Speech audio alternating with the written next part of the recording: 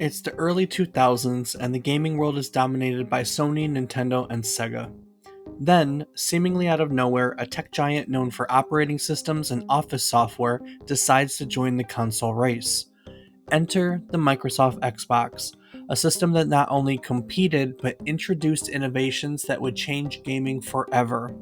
From the launch of Halo Combat Evolved to the birth of Xbox Live, Microsoft's first foray into console gaming left an indelible mark on the industry. Today, we're diving into the creation, launch, and legacy of the original Xbox, exploring how it reshaped the gaming landscape and set the stage for one of the biggest gaming ecosystems today. So grab your Duke controller and join us as we power up the green machine on today's trip down memory card lane.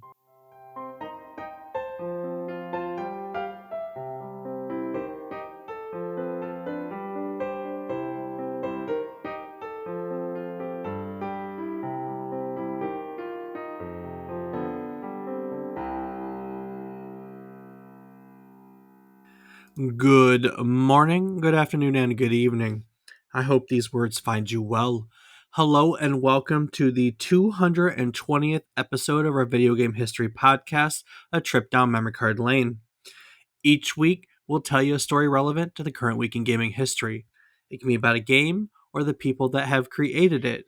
It can be about a console or the technology that brought it to life. We often talk about the companies that bring it all together, making our hobby video games a reality. While telling you each story, we hope to teach you something new about the topic, what it took from the world as its inspiration, or what it gave back to the world in its legacy. Today, we're jumping back to November of 2001, when Microsoft launched the original Xbox and shook up the gaming industry. I'm David Casson, and as always, I'm joined by my co-host, who once tried to wield the Duke controller like it was a real weapon. He's my brother, Rob Casson. Rob, so why did you have to pick up the Duke controller and wield it as a weapon? I mean, it was the size of one. It is indeed the size of one. Yep. In fact, it's probably bigger than a lot of other weapons. Yeah, but it made a good bludgeoning object. It certainly makes a good bludgeoning object. Lots of blunt force trauma in those fights and deaths and murders. A lot of murders. Oh, absolutely. Just the most.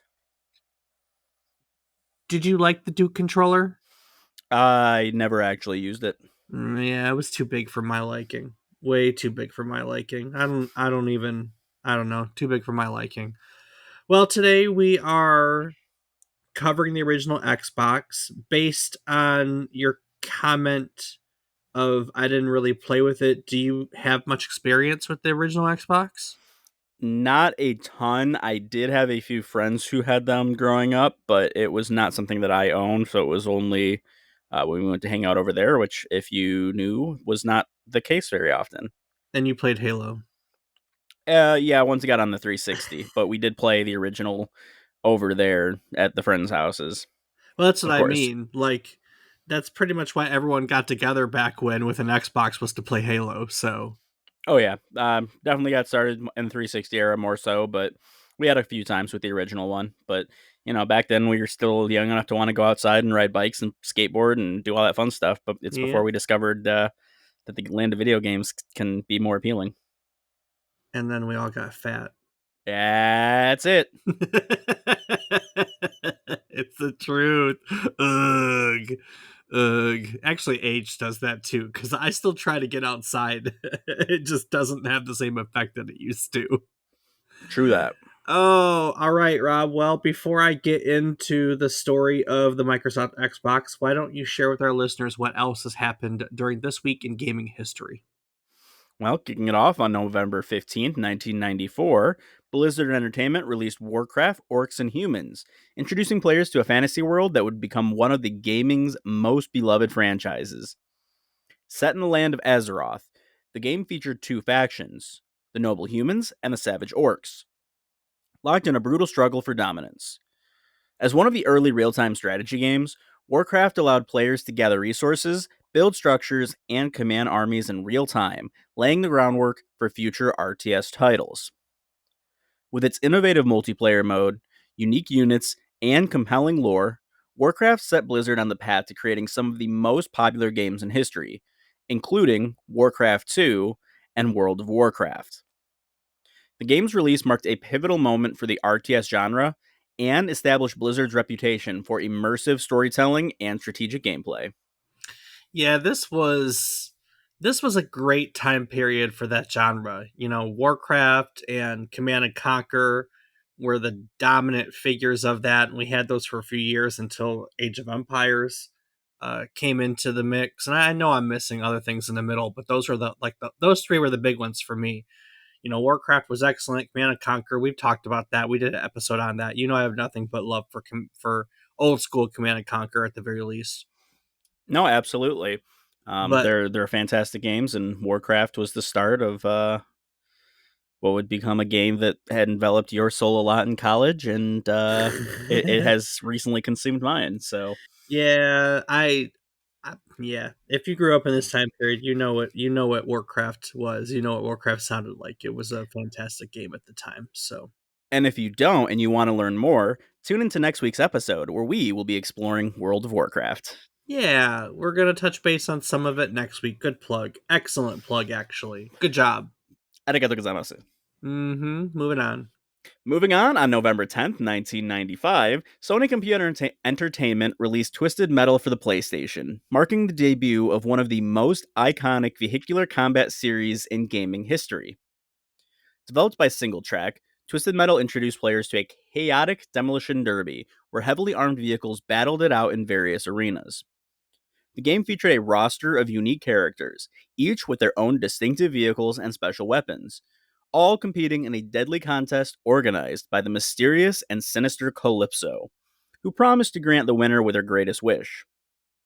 Twisted Metal was praised for its fast paced, destructive gameplay, dark humor, and inventive level design, quickly becoming a fan favorite and a key title in the early success of the PlayStation. The game's success led to numerous sequels and established Twisted Metal as a cornerstone of the vehicular combat genre. And if you want to learn more, we covered this back in episode 167, so go check it out. You know, go check out that episode. That was Twisted Metal, and we learned all about the career of David Jaffe, and And that cool game that made a cool show with Anthony Mackie. that cool. Yeah, that's exactly right. That was filmed here in Louisiana on our No one cares about that. Okay. All right. Well, then I guess we can move on. No, it's pretty cool. It's just like how 8 Mile was filmed by me on 8 Mile. Yes. That's actually exactly what it's like. That is very accurate.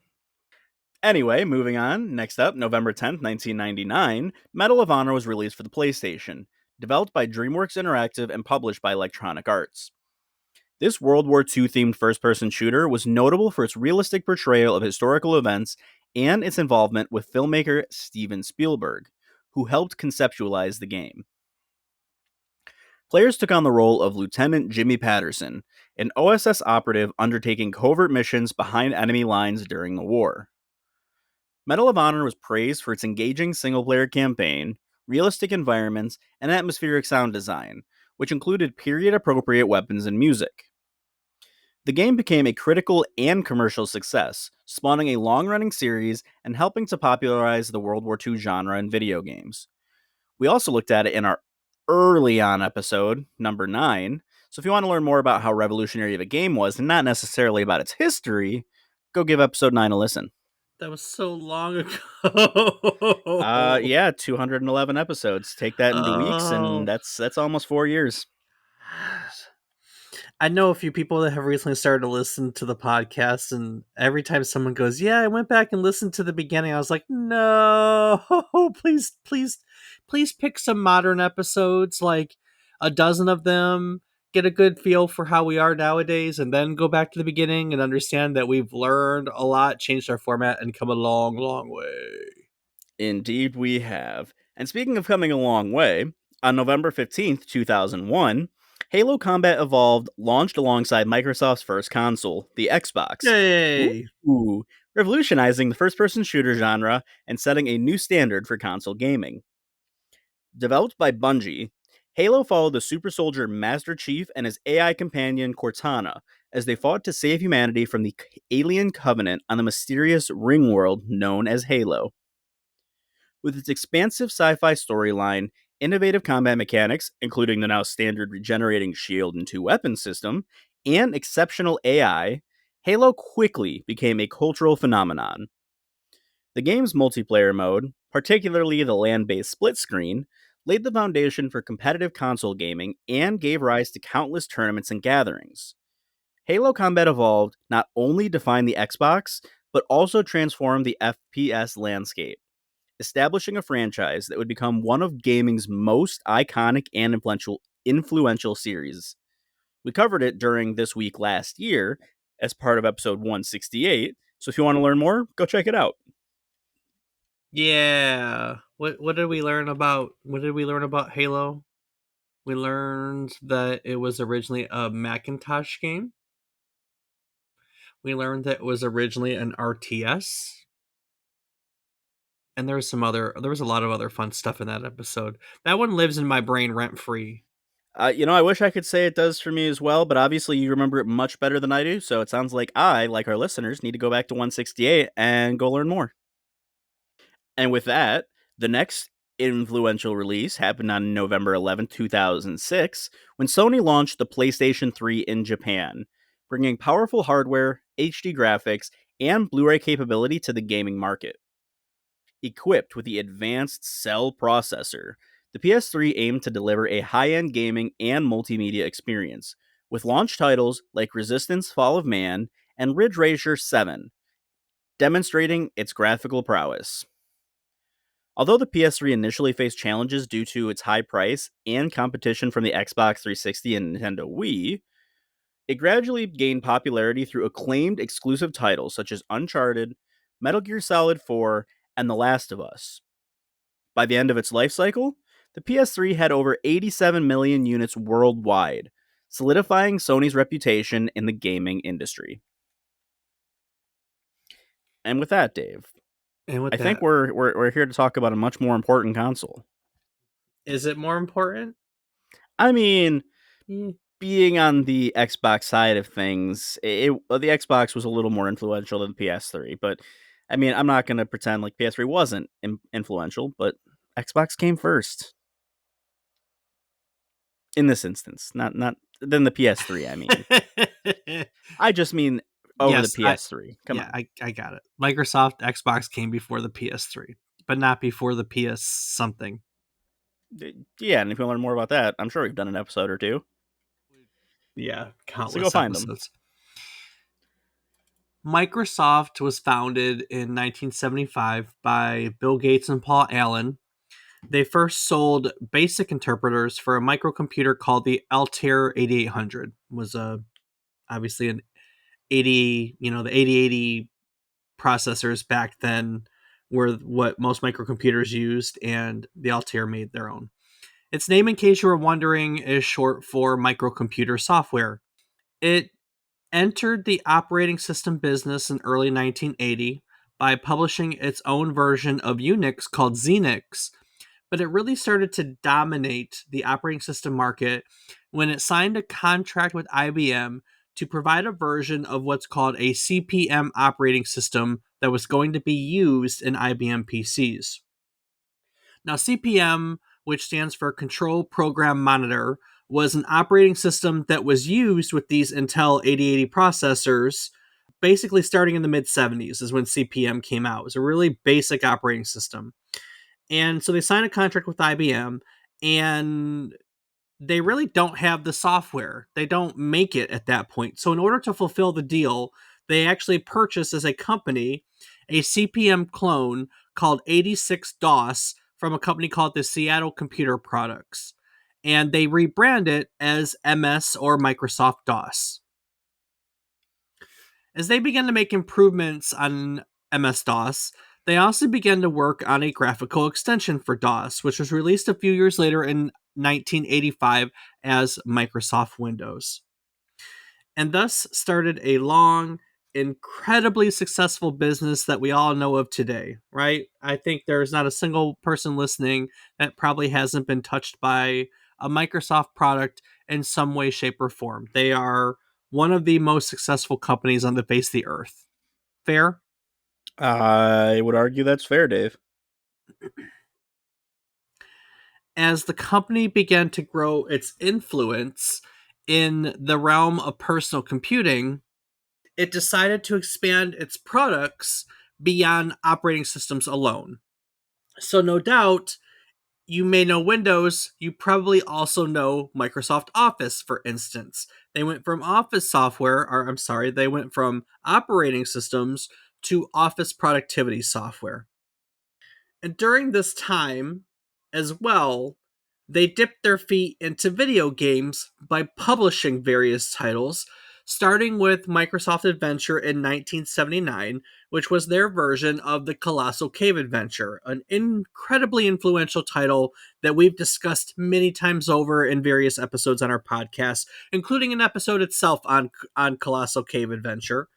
Um, and we've discussed Microsoft Adventure as part of that too, so not an unfamiliar title to longtime listeners.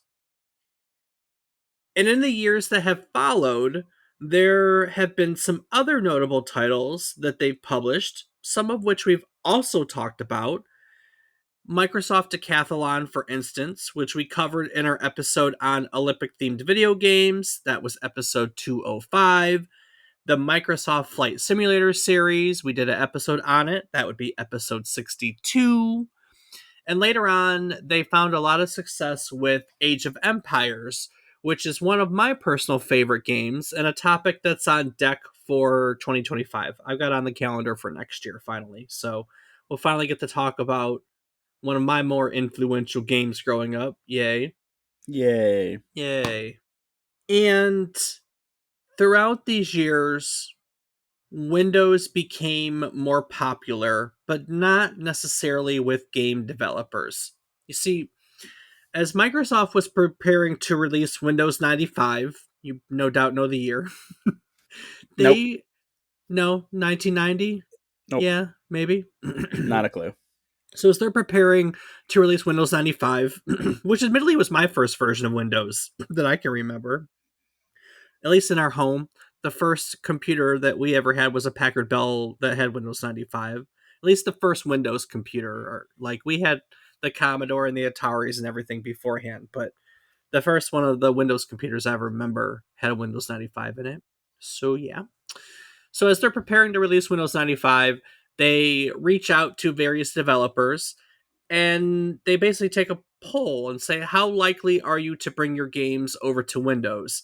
And pretty much all they got was negative feedback. Most developers didn't like Windows, they didn't want to bring their games over to Windows. And when they asked the questions, they found that Windows didn't provide the same feature set that was necessary for their games to successfully run. Developers wanted direct access to BIOS routines, they wanted direct access to hardware, and that was all possible in DOS, but Windows didn't grant them any of the same capabilities. So the Microsoft established a team that's whole goal was to develop a solution that would get more game developers on board for Windows, because they knew in the long run, if they couldn't sell the gaming industry, that Windows was, well, popular, was never going to grow where they needed to be. And potentially they would open up, a door for a competitor, because if they couldn't cater to the gaming crowd and someone else came and made an operating system that could cater to the gaming crowd, well, there you go. We kind of know what happens when people fill a need like that. See a need, fill a need. That's exactly right. This project became a collection of interfaces that allowed programmers to access these tools that they needed to make their games work on Windows. All of these application programming interfaces, or as we call them, APIs, all began with the name Direct, aka Direct 3D, Direct Draw, Direct Sound, etc. So the collection became known as DirectX, with X being whichever API was needed. Hmm. And frankly, it was a success. It was exactly what people needed to successfully create games for Windows. Game developers jumped on board. They started developing games for Windows, and Microsoft now had the inroad that it needed to the PC gaming market. Now, Microsoft, acknowledging that video gaming as a hobby was becoming an increasingly popular hobby, they kind of made various attempts at further breaking into the market beyond just that.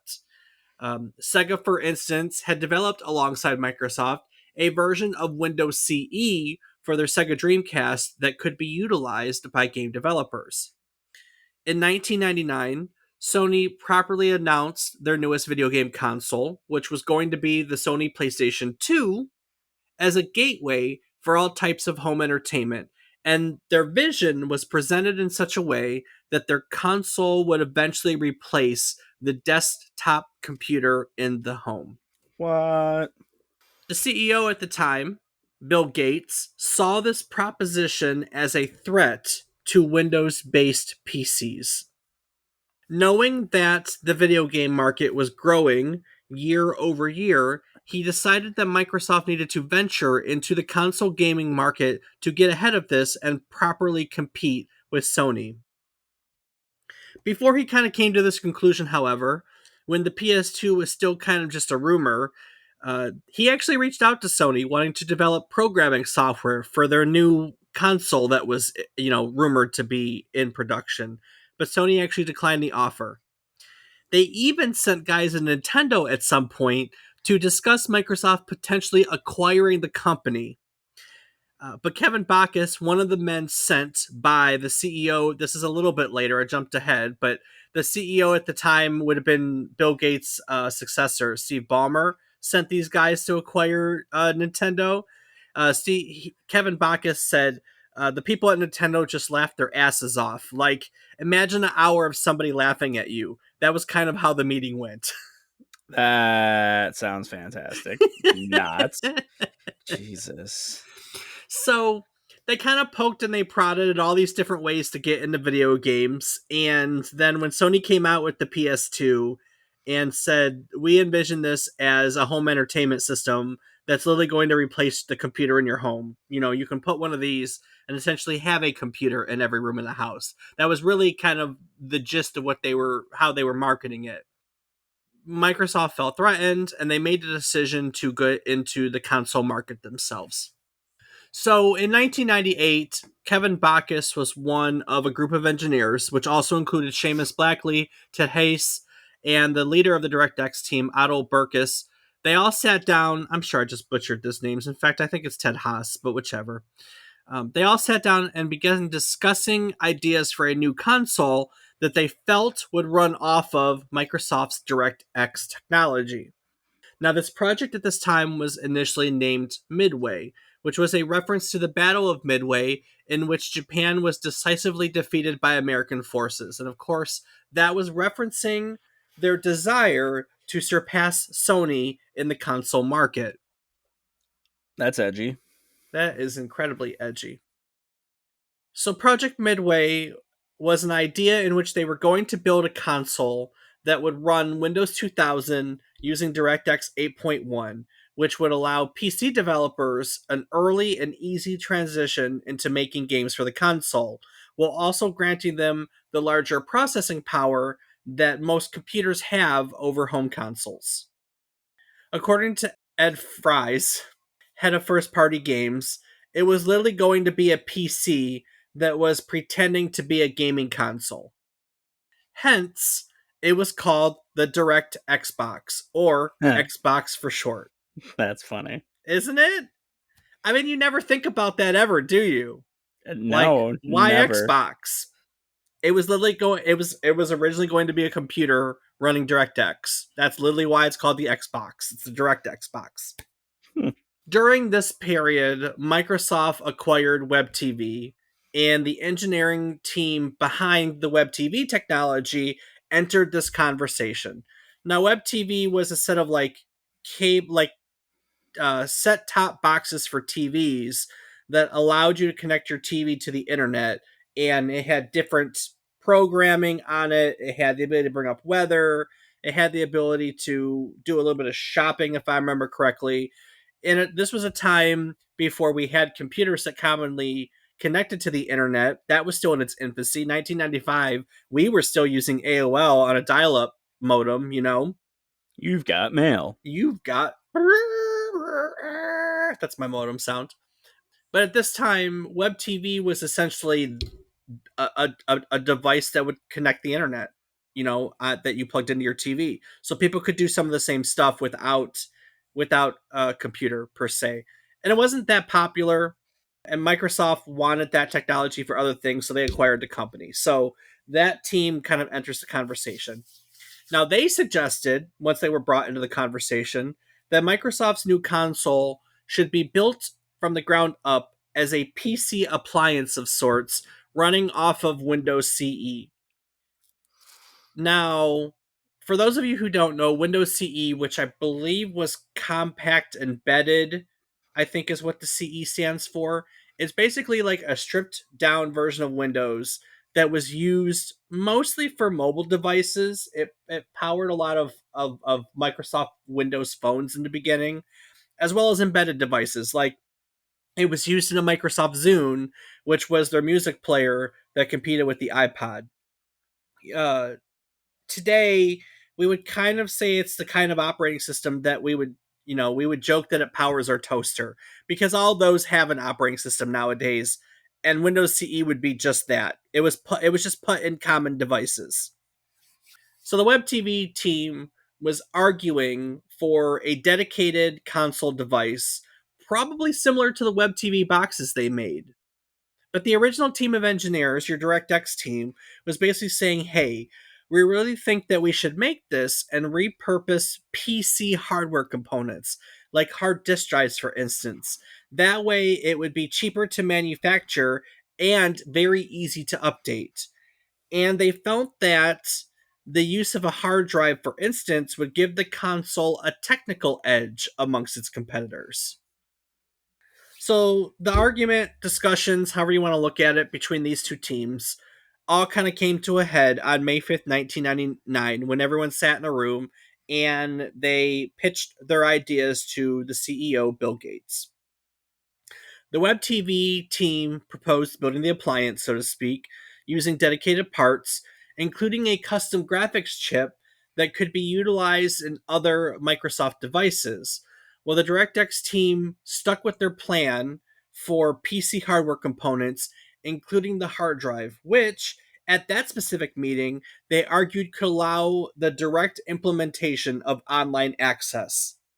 So now that's the angle they're taking, right? If we can do a hard drive, we can build online functionality into this device too, which we believe is where everything's heading, anyways. I mean, agreed. Absolutely. So, in response to this back and forth, Bill Gates asked the DirectX team if PC games could be easily ported over to the console.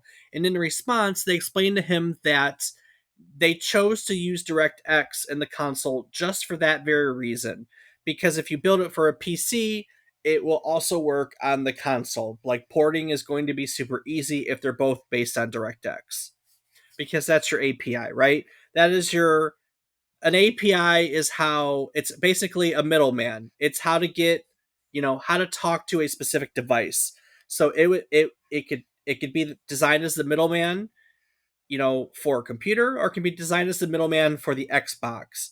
And, the language you put into it would be the same, and then it does all the calculations and decides how to spit it out to the other device, essentially. That's how APIs work. So it translates. It's essentially a translation. Let's power it down to something really simple. It's a translator, and you would be able to write one game, and it could translate it to both devices, essentially. So at the end of that meeting, Bill Gates gave the DirectX team the green light to build their console. Now, initially, this team envisioned that they would design this console, then work with third party manufacturers to mass produce the units. Boy, that sounds familiar, doesn't it? A little bit. They built various prototypes using Dell computers, for instance, as they began to iron out the details. But what they found as they began to reach out to PC manufacturers as, suppliers And with the notion of building this out, they the manufacturers did not like the idea of essentially being squeezed out of the market by what was, in a lot of ways, a lower priced PC dedicated for gaming. So it became obvious that Microsoft was going to have to produce the console themselves, which made the idea of getting into the console market much, much more costlier than what was originally expected, advertised, and so on and so forth. So when word of this got out, it began to sow fear in all the employees at Microsoft. Microsoft, we think of Microsoft as a company that is incredibly successful and one of the biggest in the world, and so on and so forth. And while it always kind of has been that, it hasn't always been successful to a T. Like financially, it has had some ups and downs. And this was a time period where they were trying to get into different things, and they weren't sure what the future of the company exactly was going to be. So they weren't as stable, or they weren't viewed as stable as they are now. So everyone was kind of worried about getting into such a new endeavor. They weren't into hardware at all at this point. They're the Xbox was literally like one of their first attempts at getting into making physical hardware in any way, shape, or form before they started to branch out into, you know, Microsoft Zune and then Windows phones and then tablets and you know. But at the time, they were purely a software company. So the idea of dumping all this money into such an endeavor was, it didn't sit right with a lot of employees. In fact, they would nickname the console the coffin box as a result because it was going to Nice. be the death of Microsoft. That's a fantastic name. And the problem that Microsoft had was succinctly And the problem that Microsoft had was succinctly noted by Kevin Backus. He said that the problem with the game console business is that when Sony announced that they're reducing the price of the PlayStation, their stock goes up. But when I, as Microsoft, say that I'm reducing the price of my PC, so to speak, my stock price goes down. Realizing, therefore, the pickle that they were in, the DirectX team realized that it probably wasn't going to be as, let's say, open, so to speak, a console as they originally thought. So they began looking more towards a closed concept. One not quite like the appliance that the web TV guys proposed, but the idea was certainly more in that direction. Somewhere during this time period, word got back to Bill Gates that the console wasn't necessarily going to use Windows, which he was led to believe during the previous meeting. He literally thought that it was going to be like a little dedicated gaming PC that would use Windows and DirectX and so forth. But by this point, as they're working towards making a dedicated device, the idea of not using Windows is definitely part of that. They want to close it off to try to not compete, so to speak, with other PC manufacturers. But the problem with that is when you don't use Windows and you're creating a gaming device that operates in the same market of gaming, so to speak, you're competing with Windows because you're building PCs that don't use Windows. Like you're taking away from a PC gaming market by building a console. And so Bill Gates was furious. He felt like he had been misled. But this team held the ground and they explained, hey, we're not doing Windows, but we're going to do the hardware. This is still going to be a Microsoft console. And this led to a lot of tension between this team, the DirectX team, and all the higher ups, the executives at Microsoft. Now, this all came to a head on what is now known as the Valentine's Day Massacre. Interesting name.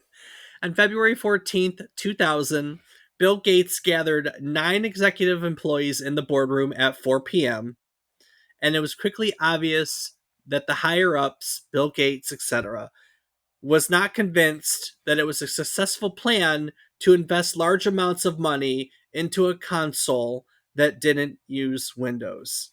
So all these poor executives have their wives waiting at home. They all had dinner reservations, as the story goes, and this meeting is going on, and they're thinking, "I'm literally screwed at work, and I'm screwed at home. This is a fantastic day." Oh, absolutely. Bill Gates, like I said, he saw it literally as them screwing Windows and by extension screwing Microsoft. Among some of the quotes that were reported from the meeting, there's like this great oral history of the Xbox that has people talking about this meeting. One said that Gates literally said, "This is a fucking insult to everything I've accomplished at this company." Wow. Now, this was a transitional period for Microsoft. Bill Gates had announced that he had stepped down. They had announced his successor, which was Steve Ballmer. And Steve Ballmer was one of the other executives at the meeting. And this was literally like one of the first decisions, one of the first meetings that he has to go to as the technical CEO. You know, they kind of work together for a little bit, but at this point, literally he's the CEO and this is his decision. So he comes in here, you know, he has to make the decision. He's handed an angry predecessor and all these slides that are showing that this project is going to cost a ridiculous amount of money, like problematic for the company amounts of money, you know? Right. So Gates goes on for hours, and somewhere around 7 p.m., it says that, you know, they're not getting anywhere. And then the discussion goes back to Sony. As someone puts it, Sony has got the PlayStation 2 in the living room. They're calling it a computer. What are we going to do about that? And as the story goes, one of the other VPs who hadn't spoken until that point asked the room, "What about Sony?"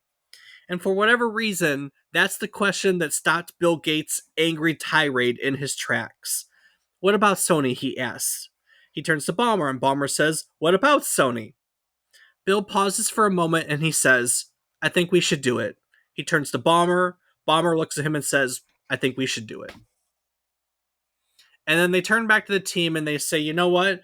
We're going to approve this plan just like you guys asked for. We'll give you everything you want. You want 500 million in marketing money? Done. You want your own building so that people will leave you alone and you can finish this project? Done." Ed Fries later said that it was one of the weirdest meetings he had ever been in. That's crazy. A month later, however, Bill Gates was on stage announcing the Xbox to the world. And speaking of Xbox, when the name was created, it really wasn't meant to be the one that stuck. There were a number of acronyms that were considered, so to speak. WEP, WEP, or Windows Entertainment Project, MTG, or Microsoft Total Gaming, MIND, MIND, or Microsoft Interactive Network Device, or MIC, MIC, which was the Microsoft Interactive Center. These were all considered, all put on a list. They even jokingly put DirectX Xbox on the list due to the fact that they knew that the Microsoft Xbox would probably have a higher amount of adult content compared to some other consoles. That's fantastic. So during focus testing, they add all these names in a list alongside the Xbox itself. They were hoping to prove, because everyone was so used to that name, that it was going to be an unpopular name with focus groups and that they needed to move on. However, to their surprise, it proved to be the most popular name on the list, and so it was selected as the official name of the product. And so it was that the Xbox was announced on March 10th, 2000 at the Game Developers Conference. It was well received, with developers coming away impressed with the Xbox proposed innovations as a console, including the hard drive and Ethernet port, which were all packaged into a console with easy to use development tools. You know, Rob, as we talk about the groundbreaking innovations of the original Xbox, it makes me think about how much easier it is now to share your passion for gaming or anything else with the world. Yeah, back in the day, we didn't have all the tools we do now. Starting a podcast about gaming back then would have been like trying to build Xbox Live from scratch. Exactly. But thankfully, things are way easier today with platforms like Zencaster. Zencaster is an all in one podcasting platform that lets you record high quality audio and video right from your web browser. No complicated setups or expensive equipment. Just log in and start recording. Wait, so I don't need a ton of gear or a fancy studio? I can just start my podcast right away from my computer? That's right. And with Zencaster's post production tools, it'll make you sound like a pro. It automatically removes background noise, levels your audio, and even cuts out those awkward pauses or filler words like or ah. It's like having your own production team at the click of a button. That sounds way easier than trying to organize a Halo LAN party. But once I've recorded, how do I get my podcast out to listeners? Well, Zencaster makes that part simple too. You can distribute your podcast to all the major platforms like Spotify, Apple Podcasts, and more right from Zencaster's platform. It has never been easier than now to get your voice out there. Well, that sounds like a no brainer. But how can our listeners give it a try? It's easy. Just head over to zencaster.com/pricing and use our offer code, all one word, memory card lane. You'll get 30% off the first month of any Zencaster paid plan. Whether you're starting your first podcast or leveling up your current one, Zencaster has everything you need. Looks like I need to start my podcast about how Halo changed multiplayer forever. That's this week's nice. And for all of our listeners, if you've been thinking about starting your own podcast, now's the time. Head to zencaster.com/pricing and use our offer code, all one word, memory card lane, and you can get 30% off your first month. Start your podcasting journey today. All right, let's get back to the early 2000s and power up that Xbox. So, with the hardware well on its way, it was now time for Microsoft to lock down the software for its upcoming Xbox console. Because if you can't procure software for a console, people aren't going to have any games to play, you know? True. And they tried different avenues. Gates at one point was in talk with the CEO of Sega about the possibility of bringing Dreamcast games to the Xbox. They wanted to make Xbox compatible with Dreamcast games, you know, because the Dreamcast is Windows CE. So there was already at least a little bit of a background there. But negotiations fell apart there when they started talking about whether or not the Dreamcast online service, SegaNet, would be implemented in the process. You know, and Bill Gates, who was still kind of influential at the time, kind of sent people back out to revisit the concept of acquiring companies to bring them under the Microsoft banner. You know, they went to Electronic Arts. Electronic Arts said, no, thank you. We don't want to be part of Microsoft. They went back to Nintendo, and Nintendo said no. And they even parted the conversation down that time. They were trying to convince them to make games on the Microsoft hardware. Their pitch was that their hardware stunk compared to the Sony PlayStation, which was true. So why don't you focus on the stuff that you're good at, like making video games like Mario, and let us take care of the rest? Obviously, nothing came of that discussion because that never happened. They went to Midway, they went to Square Enix. Obviously, they got nowhere with all of these. But as part of these discussions, they were successful in convincing a few developers to come over to their side. They lined up Bethesda, who made The Elder Scrolls 3 Morrowind as an Xbox exclusive. They lined up Team Ninja, I think it was at the time, who made Dead or Alive 3 as Xbox exclusives. It's not Team Ninja. Someone's about to bash me for that one, but Morrowind and Dead or Alive 3 became Xbox exclusives.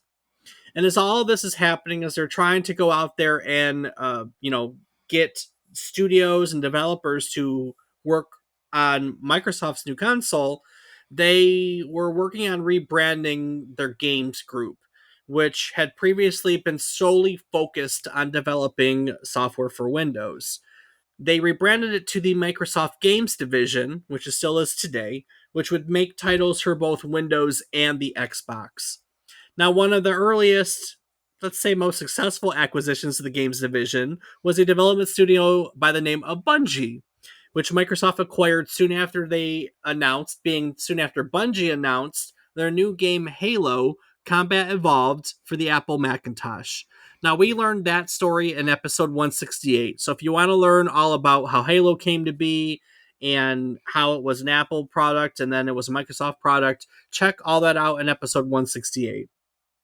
But point is you've got the team working on hardware, you've got the team working on software, and both teams just continue to fight the good fight and continue to work on developing the Microsoft Xbox. Now, we had said prior to our break that the Xbox was announced on March 10th, 2000 at the GDC, and this was kind of just the, hey, we're making an Xbox. here's what our technical specs look like, here's the ideas, here's what it's going to be.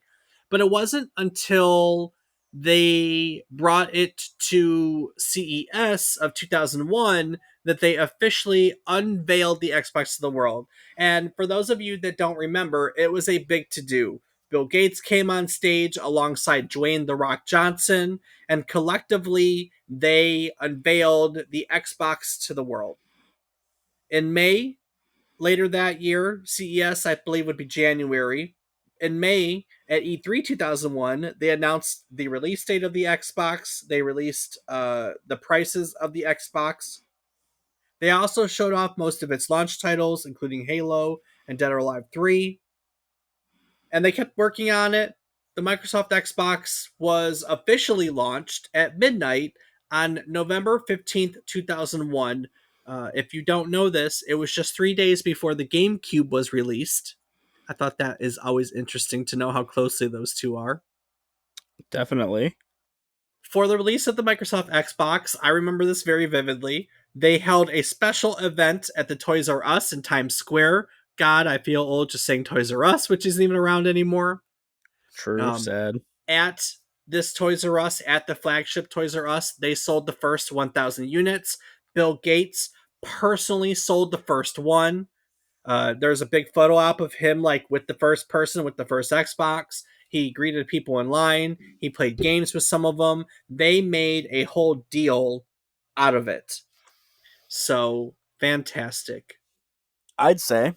It was a whole thing. It was a whole thing.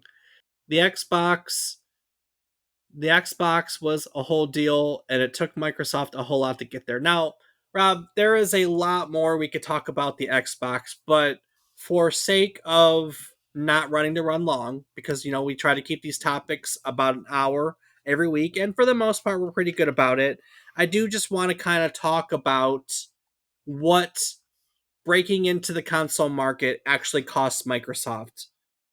Worldwide, Microsoft ended up selling 24 million units. And while that number may sound like a lot, Microsoft struggled to make a profit because the console was frankly expensive to make. They originally sold the Xbox for $299, so $300, but each one cost about $425 to manufacture. Wow. They knew that it was going to take successful software sales to even the playing field, but even this was going to struggle for various reasons. First of all, their original predictions for sales was going to be 50 million units. And so when you make your predictions on software, you base it on your assumed player base, right? You have a software conversion ratio, and then you determine, okay, so if we attach to this game to 40% of all of our consoles and you sell 10 million consoles, then you're going to sell 4 million copies. So they did all their math on 50 million units. And they knew that at some point with 50 million units, there was going to be a cost curve and a break point in which those numbers would change. But it never happened because they're making games and doing the math on a $50 million player base when the reality is they don't even have half of that. Also, the PlayStation 2 stayed competitive. It had a great software, it was greatly priced. To compete against that, at some point Xbox dropped its price to $199, and that made the cost of making the console, like, it didn't come down that much. So then the cost difference became an even bigger problem to Microsoft. The PS2's user base ended up being 106 million units. Five Wow. times. Five times. So they're literally just competing against a juggernaut. Yeah, that's a pretty tough one to beat. In the end, it's said that Microsoft lost 4 billion with a B dollars on the Microsoft Xbox. $4 billion loss on the console. That's gotta hurt. But ultimately, the company considered it a positive because it was money they spent to break into a console market that everyone said they have no business breaking into, that everyone said they couldn't break into, that it was impossible to break into the you know, old storied companies like Nintendo and Sega and Sony. You can't possibly compete against them. So Microsoft basically said, you know what, you're wrong, and spent $4 billion proving everyone wrong. And how'd that pan out for them? I think it panned out pretty well, to be honest with you. We know that it led to other consoles because we still have Xboxes. And we know that Microsoft as a company has expanded from a console manufacturer into a, I don't know, what would you call them? Like a content company? I guess I don't. They've hedged their bets, no doubt, on like Game Pass and games in general. I don't think that Microsoft sees itself as a company that makes consoles anymore. I think they see themselves as a company that provides content for gamers, and the Xbox is just one of the ways in which gamers can interact with their content. That's my perception of the situation. So I mean, I'd I say it's fair. I don't know if they'll ever give up consoles because it's one of many avenues, and it's a legacy avenue and it's a brand avenue, for instance. But I definitely think that the console isn't their focus. I think that the content that they bring to both the console, to Windows, to Game Pass, to the cloud, I think that's more so their focus anymore. And I mean, that's so evident. Think of all the acquisitions they've made. I mean, they bought everyone. I mean, they bought everyone. We joked about here about how Bethesda, Morrowind was an Xbox exclusive. Bethesda was its own company back then. Bethesda is owned by Microsoft now. True. You know, they bought what 2 years ago Activision Blizzard, and what was the biggest deal ever for the acquisition of a company, putting things like Call of Duty and next week we're doing World of Warcraft. That's a Microsoft property now. Yeah, it's crazy to think about. The biggest acquisition of all time. They're not investing that money in the consoles. They're not winning that war right now. Sony is winning the console war, so to speak. I don't even think there is a console war personally, but Sony's winning it. Every single subsequent generation, Sony has been the top selling console. Microsoft has never.